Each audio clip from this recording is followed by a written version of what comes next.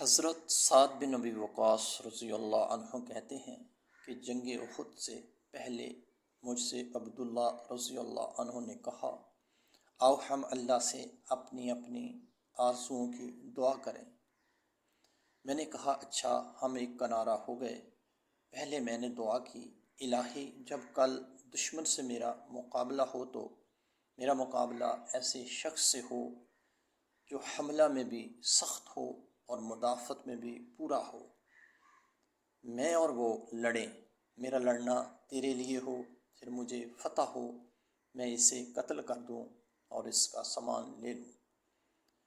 میری اس دعا پر عبداللہ رضی اللہ عنہ نے کہا آمین۔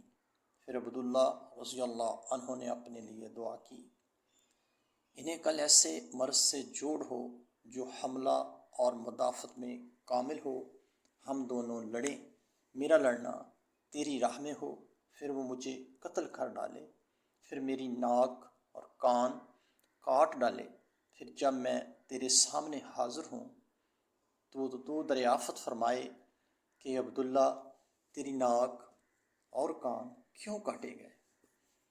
تب میں عرض کروں تیری راہ میں اور تیرے رسول اللہ صلی اللہ علیہ وآلہ وسلم کی راہ میں۔